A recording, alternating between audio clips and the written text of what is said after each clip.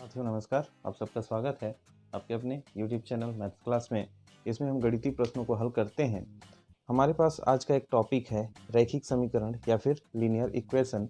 हम इन समीकरणों को ये क्या होते हैं बहुपद के चैप्टर में पढ़ा है कि यदि हमारे पास कोई संख्या और चर राशि को हम एक साथ जैसे लिख देते हैं, x+3 हमने ये लिख दिया, या फिर y+2, या फिर z-4, या फिर 2y-3।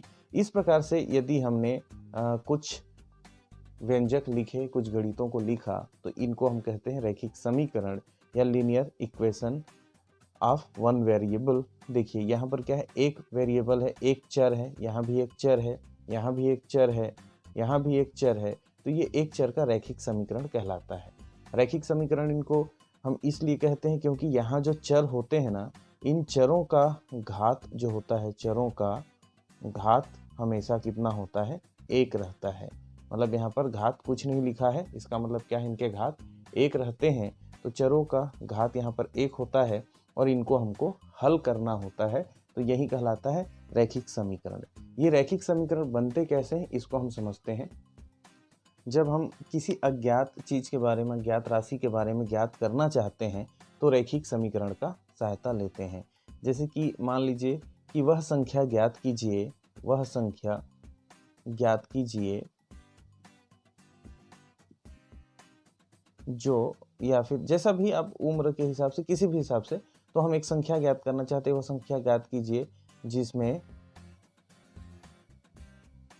5 घटाने पर 16 हो जाता है।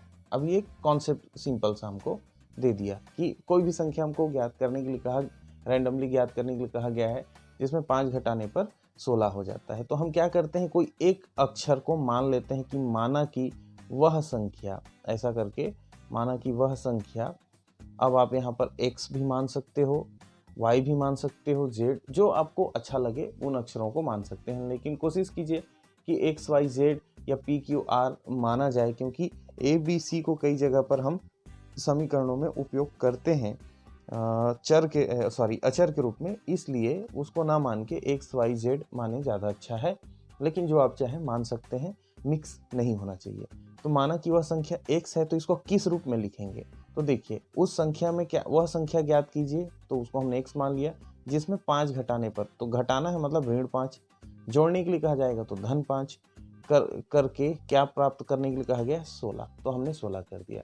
यदि कहीं पर कहा जाता है कि मान वह संख्या ज्ञात कीजिए जिसका 3 गुना 15 होता है, तो मान लेते हैं कि 3 गुना, तो 3 गुना मतलब 3 का, मतलब वो संख्या यदि x है तो उसमें 3 का गुणा करेंगे, वो कितना होता है, 15 होता है। y भी कर सकते हैं, कोई दिक्कत नहीं है। तो गुणा करने के लिए कहा जाएगा तो गुणा करेंगे, 3 गुना मतलब 3 का गुणा, 4 गुना मतलब 4 का गुणा करेंगे उसी संख्या में और समीकरण बनाएंगे। घटाने के लिए कहा जाएगा तो इस तरीके से घटाएंगे, जोड़ने के लिए कहा जाएगा तो इस तरीके से जोड़ेंगे और यहाँ पर बराबर का निशान लगाएंगे, और यही बराबर का निशान की वजह से ही इसका नाम समीकरण होता है और इसको हल किया जाता है।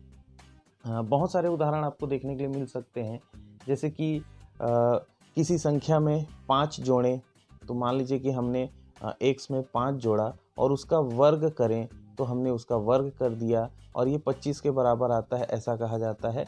तो x + 5 का स्क्वायर इक्वल टू 25, ऐसा करके भी हम निकालेंगे। कोई और संख्या दे दिया है किसी भी प्रकार से कि कोई एक संख्या है, उसमें 3 से गुणा करें, तो चलिए हम वो संख्या y मान लेते हैं, उसमें 3 का गुणा किए तो 3y, और उसमें जो भी है 6 जोड़े और इसका मान 18 आता है, ऐसा कहा जाता है। तो हम इस तरीके से करते जाएंगे। तो जो भी कहा जाए, गुणा करने के लिए कहा जाएगा गुणा कीजिएगा, उसमें जोड़ने के लिए कहा गया तो प्लस, घटाने के लिए कहा गया तो माइनस। इस प्रकार से हम क्या करते हैं, किसी भी समीकरण को तैयार करते हैं। यही आपका रैखिक समीकरण होता है और इसमें बराबर होता है, बराबर के पक्षांतर करके हल करके हम रैखिक समीकरण में चर का मान ज्ञात करते हैं। तो ये जो होता है रैखिक समीकरण कहलाता है। इसके गुण धर्म भी हैं जिनको हम नेक्स्ट वीडियो में चर्चा करेंगे। तो उम्मीद है आपको रैखिक समीकरण समझ में आया होगा। आप इसके प्रश्नों को बनाने का प्रयास कीजिएगा। कोई सुझाव है, कोई समस्या है, कोई प्रश्न है, हमको कमेंट करके ज़रूर बताइएगा। तब तक साथियों अपना ख्याल रखिए, स्वस्थ रहिए, मस्त रहिए, गणित बनाते रहिए। धन्यवाद।